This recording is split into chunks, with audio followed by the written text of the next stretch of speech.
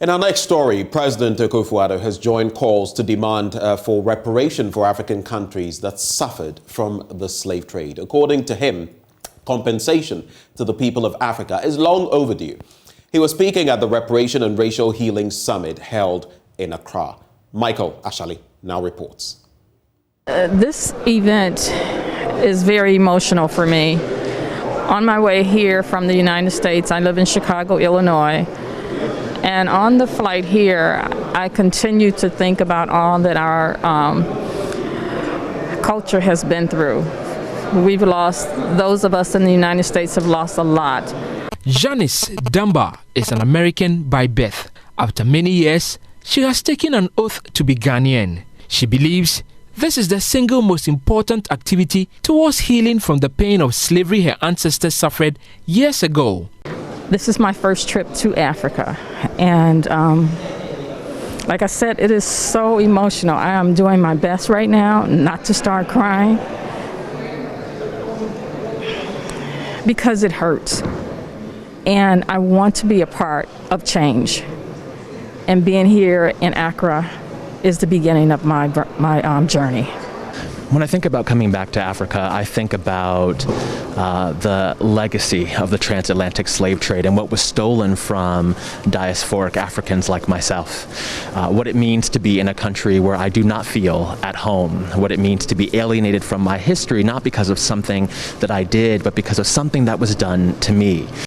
Jason Craig Harris is also now officially Ghanaian. He believes this is one of many steps that people of African descent must take while they fight for reparation for the injustice done during the slave trade era.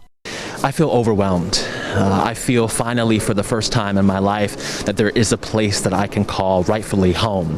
I feel welcomed, I feel affirmed, I feel embraced. Slavery is a legacy and a stain of trauma on the present. And I don't think there is anything that can compensate for that level of dehumanization and disregard for the bodies of people who look like me. However, I do think there is a responsibility of European powers, of former colonial nations and neo-colonial powers to acknowledge their complicity and their active involvement in the commodification of human bodies and their responsibility to, in monetary terms, enact reparations. Like Jason, many have been calling for compensation for African countries that continue to suffer the consequences of slave trade.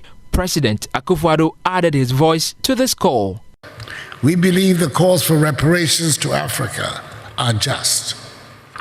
The effects of the slave trade have been devastating to the continent and to the African diaspora. You cannot quantify the effects of such tragedies, but they need to be recognized.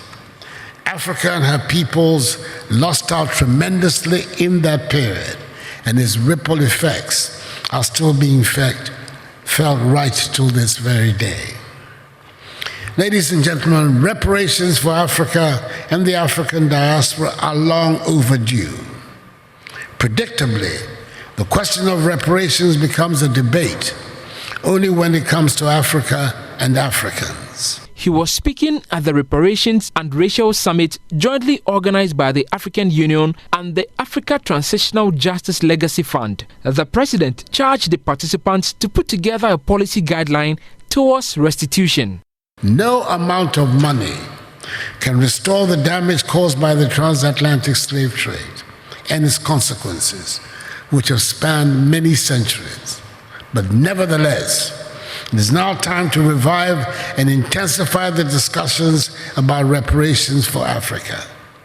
And even before these discussions on reparations conclude, the entire continent of Africa deserves a formal apology from the European nations involved in the slave trade for the crimes and damage it has caused to the population, psyche, image, and character of the African the world over.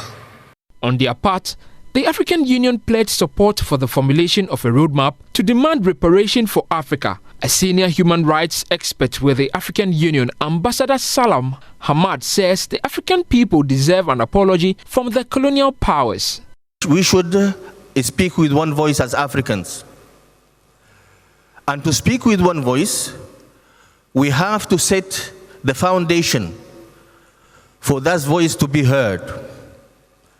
And that foundation that we are here to recommend today as African Union is to agree on the establishment of a platform that will officially represent Africa in seeking reparation for the crimes that happened in the past.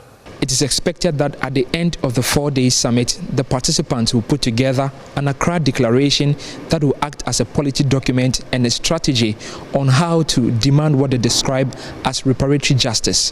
For JoyNews, Michael Ashale.